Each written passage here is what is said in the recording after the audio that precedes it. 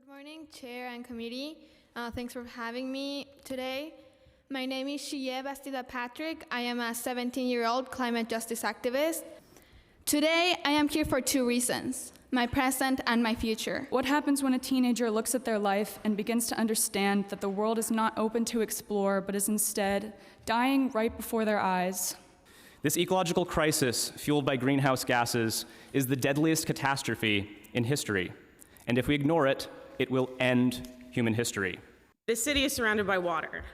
What happens when the next Hurricane Sandy hits? The economic impact of continuing to pretend that these things aren't happening will be a much higher cost than putting in the systems to mitigate and adapt. Climate change has already impacted the way I think about my life and my future. We don't want to be the generation who witnessed the death of 1 million species and did nothing about it. We need to be a voice for the voiceless animals and plants on the brink of extinction, and we need to protect the biosphere so our children and grandchildren will have a safe place to live. When I'm asked, do you want to have a child of your own one day, I worry about whether it makes sense to bring a child into this world. We're going to have trouble feeding ourselves.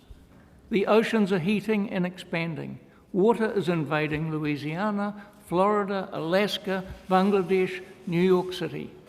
The polar ice is melting, glaciers are retreating, and the water supplies needed to feed millions of people in Asia are threatened. No single person is to blame, but we are all responsible.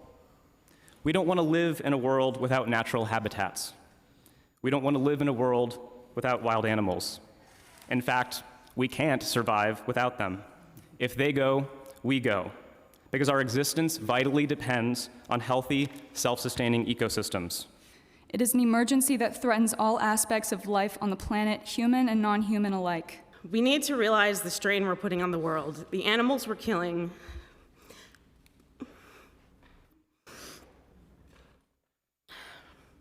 just by virtue of living the way we do and extracting resources from the planet. I never thought I'd find myself standing in a subway car saying the end of the world is nigh. But if we don't act now, that's exactly where it's at. The climate emergency is an embarrassment of cosmic proportions. And as a teacher, I'm also a mandated reporter, and I would like to go on record as saying that I have reasonable cause to suspect that harm or abuse is taking place, not just to one of my students, not just to every single one of my students, but to all children. This is why I'm here today, to demand that you act on behalf of the crisis, to demand that you protect the people of color that are suffering in the city, to demand that you protect the youth that are growing up in the city, to demand that you protect the water and the air that sustain life, to demand that you address both climate change and social justice. Because we are on Earth to take care of life, not to take over. Unlike other emergencies, it is no sudden accident.